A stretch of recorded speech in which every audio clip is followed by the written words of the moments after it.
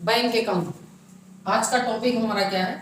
Bank account, bank के खाते के बारे में। तो नमस्कार दोस्तों, मैं अंकित पांडे एलिस कंप्यूटर इंस्टीट्यूट से हमारे यूट्यूब चैनल पर आपका स्वागत है। तो दोस्तों चलिए हम पहले अपने टॉपिक के बारे में जानते हैं। मैं जानता हूँ आज बहुत दिन बाद मैं आपके सामने आया हूँ। एक्चुअली क्या है, मेरा फ़ोन खराब हो गया था। तो आज का टॉपिक हमारा क्या है गाइस? Bank account. अगर आप एक बैंक में खाते कितने खोल सकते हैं, कुछ बैंक के खातों के बारे में हमें जानने हैं कि क्या टाइप होते हैं अकाउंट के और किसके क्या नियम होते हैं, कौन से खाते के कितने क्या नियम होते हैं। तो सबसे पहला अकाउंट जो कि आपने सुना होगा, बल्कि आप लोगों के पास होगा भी, वो है सेविंग अकाउंट। वो किसी भी बैंक में हो सकता है। बचत खाता जिसे आप कहते हो, चाहे वो बीओबी बैंक में हो, चाहे वो एसबीआई बैंक में हो, चाहे वो एचडीएफसी में हो, चाहे वो इंडोसिंड में हो, किसी भी बैंक में आपके खाते होंगे जो पहले, वो आपके सेविंग अकाउंट होंगे जिसे आप बचत खाता कहते हैं। दूसरा क्या होता है जिसे हम करेंट अकाउंट कहते हैं, चालू खाता, इसका नाम भी आपने सुना होगा। तीसरा क्या होता है? आरडी अकाउंट, रिक्वायरमेंट डिपॉजिट खाता। ठीक। एक चौथा हमारा होता है जिसे हम एफडी अकाउंट कहते हैं, फिक्स्ड डिपॉजिट खाता, अस्थाई जमा खाता। एक अगला पांचवा होता है जिसे हम कहते हैं ओडी अकाउंट, ओवरड्राफ्ट अकाउंट। ये एक खाता होता है। ठीक।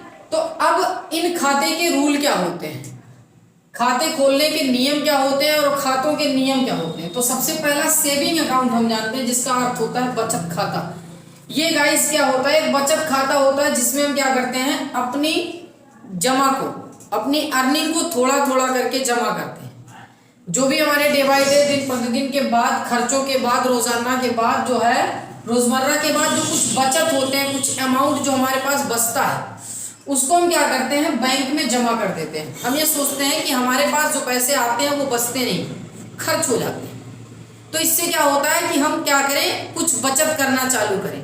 क्यों चालू करें बचत करना? आने वाले समय में जरूरतों को पूरी की जा सके, जिससे मतलब हमारी जिंदगी में कोई परेशानियां आ गई, आगे चल के हमको कोई काम करने हैं, हमको घर बनवाने हैं, शादी करने हैं, गाड़ी लेने हैं, ऐसे तमाम सारे हमारे रोजाना में या जिंदगी में ऐसे समय आते हैं कि जब हमारे पास अगर हमने कुछ ना बचाया हो तो बाद में पछताना पड़ता है। इसलिए हम क्या करते हैं, अपनी इनकम से, जो हमारी आय होती है उससे हम क्या करते हैं, थोड़ा थोड़ा और कभी भी जमा कर सकते हैं। तो सेविंग अकाउंट वो खाता होता है जिसमें हम पैसा कभी भी जमा कर सकते हैं, यानी बैंक खुलने के बाद कभी भी जमा कर सकते हैं और कभी भी निकाल सकते हैं बैंक खुलने के बाद। जैसे आपके पास एटीएम कार्ड होगा, गूगल पे, फोन पे, पेटीएम होगा, तो इन सब के जरिए आप कभी भी ट्रांजैक्शन कर सकते हैं।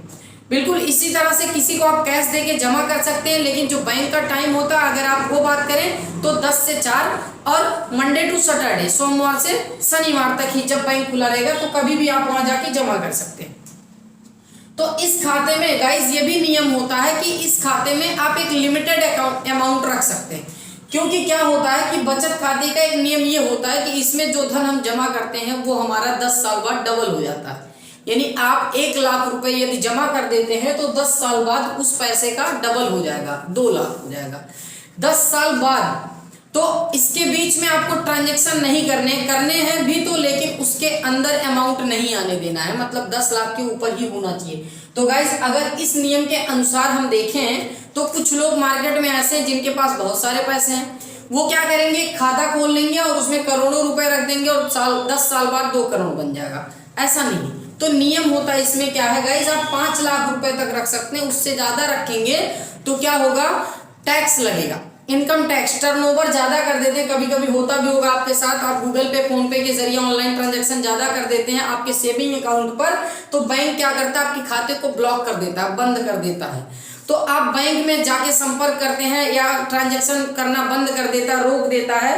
कुछ ऐसे नोटिफिकेशन आपको आते हैं जिसमें कहता है कि बैंक से कांटेक्ट करें। तो आप बैंक में जाते हैं तो बैंक आपको यही बताता है कि सर आपका सेविंग अकाउंट है, बचत खाता एक गरीब का खाता है कि जिसमें आप लिमिटेड अमाउंट का टर्नओवर करें, कम पैसों का लेन देन करें, क्योंकि ये बचत खाता है, इसमें पैसा जमा किया जाता है और ब्याज कमाने हेतु। तो इसमें जो पैसा हम जमा करते हैं उस पर हमको इंटरेस्ट भी मिलता है, ब्याज भी मिलता है। लेकिन अगर आप ओवर लिमिट क्रॉस कर जाएंगे तो क्या होगा, इंटरेस्ट देने के बजाय उल्टा आपका टैक्स के रूप में कटने लगेगा, जिसे आप इनकम टैक्स कहेंगे। ठीक है, आईटीआर वगैरह आपको जो है मतलब बाई पोस्ट आ जाएगा। तो इस तरह से जो है कुछ ऐसा ना करें कि आपके सेविंग अकाउंट पे खतरे आए, यानी आपको जीएसटी भरना पड़ जाए। तो कम लेन देन करिएगा आप इस खाते में और इसमें पैसा जमा उतना करिए जिसपे आपको ब्याज भी मिलता है। तो सेविंग अकाउंट वही होता है बचत खाता, कभी भी पैसा जमा करते हैं कभी भी निकाल लेते हैं। ऐसा अगर आपके पास हो जाए, अगर आपका बिजनेस है, व्यवसाय है जिसमें आप टर्नओवर ज्यादा कर देते हैं, तो क्या होता है कि अगर लेन देन करते समय आपका अकाउंट ब्लॉक हो जाए तो ऐसे में आपको परेशानियां हो सकती हैं। फिर आप बैंक से कांटेक्ट करेंगे तो बैंक आपको राय देगा कि सर अगर आप टर्नओवर ज्यादा करना चाहते हैं तो आप क्या करिए, उसके लिए करेंट अकाउंट खोल लीजिए, जिसे बिजनेस अकाउंट भी कहा जाता है करेंट अकाउंट, क्योंकि ये चालू खाता होता है और चालू खाते का नियम ये होता है कि आप कितना भी टर्नओवर करिए कोई इंटरेस्ट नहीं लगेगा, मतलब सॉरी कोई टैक्स नहीं लगेगा, लेकिन आपको कोई इंटरेस्ट भी नहीं मिलेगा, क्योंकि ये बता रहा है कि चालू खाता है जिसमें आप टर्नओवर चाहे जितना करिए, क्योंकि आप बिजनेसमैन है, वो आपका पैसा तो है नहीं, वो पैसा पार्टी का आता है फिर वो कहीं जाता है। तो इस तरह से वो करंट अकाउंट होता है, चालू खाता होता है जिसमें आप चाहे जितना लेन देन करिए तो, और आपको कोई टैक्स नहीं भरने हैं, हाँ लेकिन आपको कोई ब्याज भी नहीं मिलेगा। लेकिन इस अकाउंट को खोलने के लिए आपके पास कोई बिजनेस होना चाहिए, कोई व्यवसाय होना चाहिए जिसको आप दिखा के तो ही आप बैंक से ये खाता खोल सकते हैं, सेम उसी बैंक में जिसमें आपका सेविंग अकाउंट है पहले से। ठीक, तो आपने ये एक खाता खोल लिया, दूसरा ये खाता खोल लिया। तीसरा खाता क्या होता है guys, RD account. RD account का मतलब रिक्वायरमेंट डिपॉजिट होता है, जरूरत के अनुसार इसमें हम जमा करते हैं। तो ये खाता क्या खोला जा सकता है कि गाइस जैसे होता है, हम लोग सोचते हैं कि जो पैसा हमारे सेविंग अकाउंट में होता है जरूरत लगने पर कभी भी ऐसे काम आ जाता है, कभी भी उंगली रख के निकाल लेते, कभी भी एटीएम कार्ड से निकाल लेते, कभी भी गूगल पे से ट्रांजेक्शन कर लेते हैं, मतलब हमारे पास पैसा बच नहीं पाता है। 10-5 हज़ार रुपये, 10-20-50 हज़ार रुपये इकट्ठा हुआ खाते में, कोई काम आ गया पैसा खत्म हो जाता। तो इस तरीके से बैंक में जाके अगर हम वहाँ राय लेंगे, समझेंगे कि जो है हमें कुछ ऐसा बताइए कि हमारा पैसा बचना चालू हो, मतलब क्योंकि पैसा बच नहीं पाता हमारे पास, कमाते तो हैं लेकिन सब खर्च हो जाता, सेविंग अकाउंट में रहता खर्च हो जाता।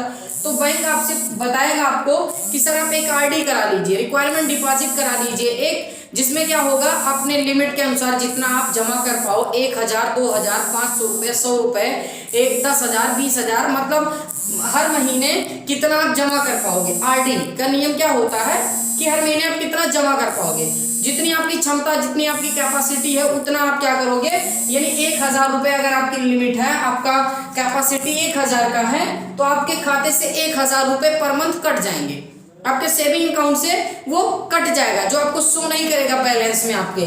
तो वो आरडी के रूप में अगर हर महीने 1000 रुपये कट जा रहा है, तो आप 1 साल का, 2 साल का, 3 साल का, 4 साल का, 5 साल का, कितने दिन का आरडी कराना चाहते हैं। लेकिन हाँ, ये भी एक रूल होता है कि ज्यादा से ज्यादा 10 साल का, यानी अगर आपसे कोई फोन आए और ऐसा कहे कि हमारे पास एक बैंक है जिसमें आप 15 साल की आरडी करा लिए, समझ जाइए फ्रॉड है, क्योंकि आरडी का नियम क्या होता है, 1 से 10 साल इसकी अवधि होती है, 1 से 10 साल अवधि होती है, उतने समय तक ही आप जमा कर सकते हैं। मतलब 1 साल का अगर आपने कर लिया 1000 रुपये मंथली के हिसाब से, तो आपने 12 महीने तक दिया तो कितना हो गया टोटल, यानी आपके 12,000 रुपये।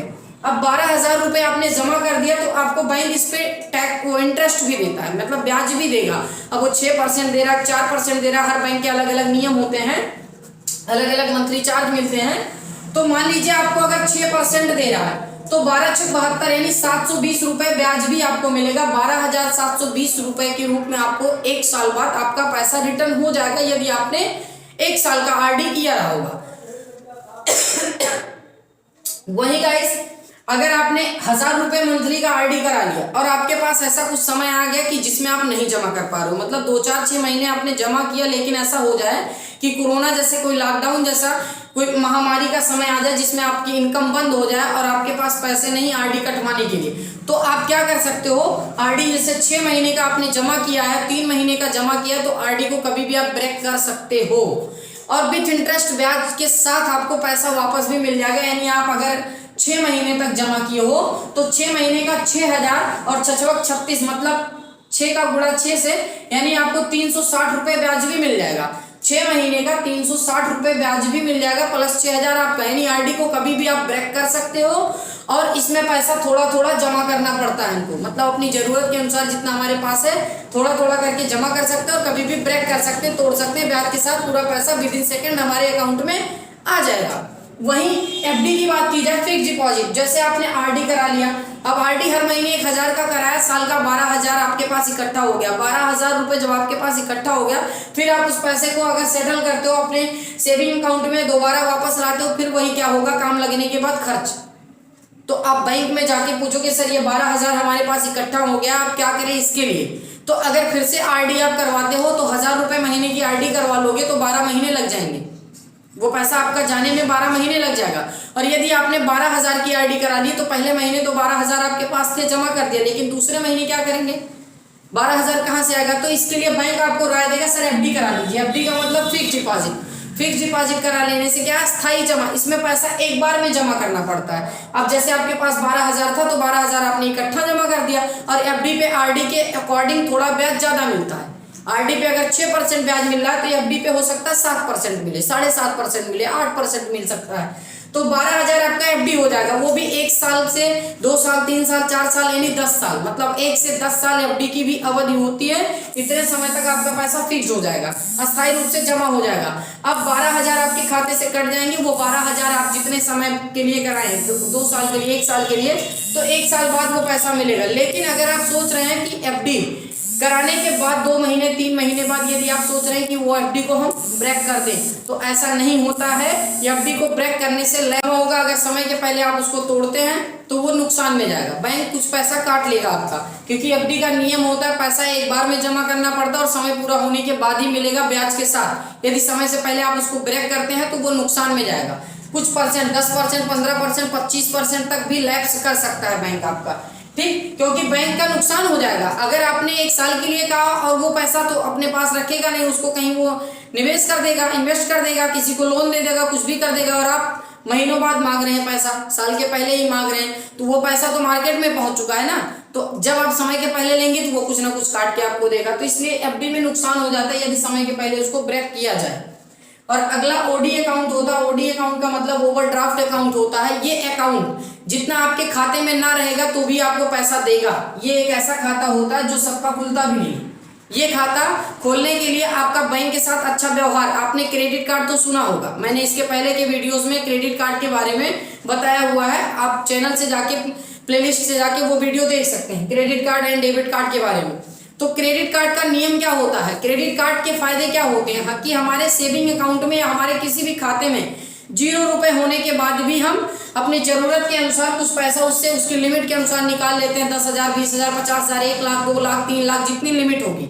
बैंक के साथ जब अच्छे व्यवहार होते हैं तो वो क्रेडिट कार्ड बनाता है, और क्रेडिट कार्ड से हम क्या करते हैं, पैसा जाके किसी स्वाइप मशीन में विड्रॉल के लिए नहीं होता, लेकिन विड्रॉल भी आप कर सकते हैं। चार्ज लेता है वो तो शॉपिंग के लिए होता है, कहीं भी पेट्रोल पंप पे, किसी शॉपिंग मॉल में, वहां जाके आप उस कार्ड के जरिए पैसा स्वाइप कर सकते हैं, ना कि किसी बैंक में। लेकिन ओडी अकाउंट क्या होता है, ये बैंक के अच्छे व्यवहार होने के बाद भी ये खाता हमें मिलता है उस बैंक से जिस बैंक का व्यवहार हमारा अच्छा होगा। तो बैंक क्या करता है, हमारा एक ओडी अकाउंट बनाएगा जिसमें एक लिमिट देगा हमें 25,000, 50,000 की एक लिमिट देगा कि यदि ये पैसा हम उस बैंक में, हमारे पास कोई पैसा ना हो फिर भी हम बैंक से जाके 25,000, 50,000 जितनी लिमिट दिया हमें उतना पैसा हम निकाल सकते हैं। और समय के पहले उसमें समय देता है, 1 महीने, 2 महीने, 25 दिन, 40 दिन का समय देता है कि उतने समय के अंदर यदि पैसा दोबारा सेटल कर देते हैं, जमा कर देते हैं, तो बैंक हमारी लिमिट को धीरे धीरे बढ़ा देता है। जब वो देखता है कि नहीं टर्नओवर अच्छा चल रहा है इनका, मतलब समय पे पैसा लेते हैं और जमा भी कर देते हैं, तो वो क्या करता है, लिमिट बढ़ा देता है। तो ये बिल्कुल क्रेडिट कार्ड की तरह होता है जिसके जरिए हम जाके बैंक से पैसा निकाल सकते हैं, मतलब ओडी अकाउंट के जरिए, कि हमारे खाते में 1 रुपए भी ना होने के बाद भी ओडी अकाउंट हमें उतना पैसा दे देता है जितनी हमारी लिमिट होती है। तो गाइस आई होप आपको ये वीडियो बहुत अच्छा लगा होगा, क्योंकि मैंने इसमें बैंक के खातों के बारे में बताया, उनके नियम बताया। तो प्लीज चैनल को सब्सक्राइब करें, वीडियो को लाइक एंड शेयर करें। धन्यवाद।